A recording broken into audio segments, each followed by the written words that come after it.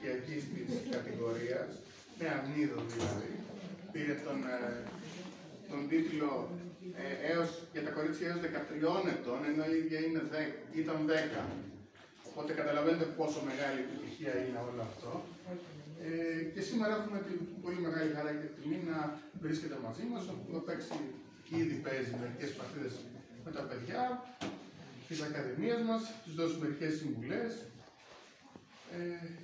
Και τώρα σειρά έχει ο κύριος Παύλας. Πρώτα και μετά. Πώς? Βεβαίως. Πες μας δυο λόγια, Ευαγγελία. Γεια.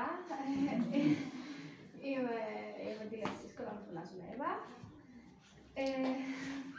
Δεν ξέρω τι να πω.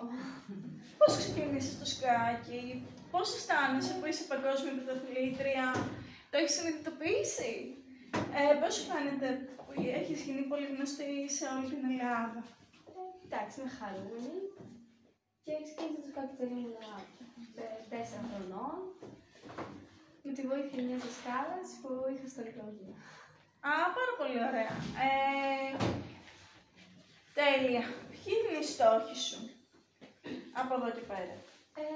Να ξαναπάω στο παγκόσμιο και αν μπορέσω να επαναλάβω αυτό που έχω κάνει. Πάρα πολύ ωραία. Και οι συμβουλές που έχεις να πεις στους μικρούς σκακιστές που ήρθαν εδώ σήμερα για να σε γνωρίσουν? Να μην τα παρατάνε και κάθε φορά που πάω να συνεχίσουν να παίζουν χωρίς να τα παρατάνε και να με κερδίσουν. Έτσι που σε Ωραία. Εμείς σαν Σκακιστική Ακαδημία Ιωνίνων να τις ευχηθούμε και ισανότερα να ξαναεπαναλάβει τον τίτλο. Χειροκρότημα.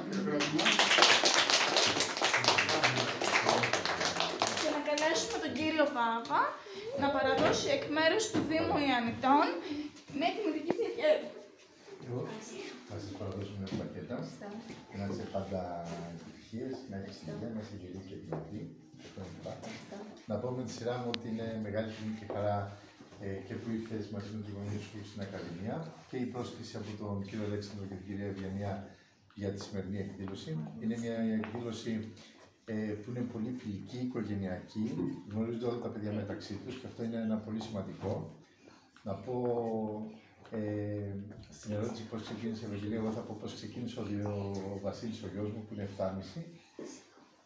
Το καλοκαίρι μαζί που εδώ θέλω να ξεκινήσω σκάκι. Χωρίς να το έχουμε μιλήσει καθόλου, χωρίς να το έχουμε πει. Ήρθε και με το φίλο του τον Δημήτρη και τώρα ντρέπονται, αλλά τους είπα ότι σιγά σιγά μπορεί να γίνονται παγκόσμιοι πρωταθλητές. Επειδή παίζουν και μπάλα μαζί, μπορεί να μην γίνουν στο σκάκι, αλλά στο ποδόσφαιρο τους βλέπω να γίνονται παγκόσμιοι πρωταθλητές.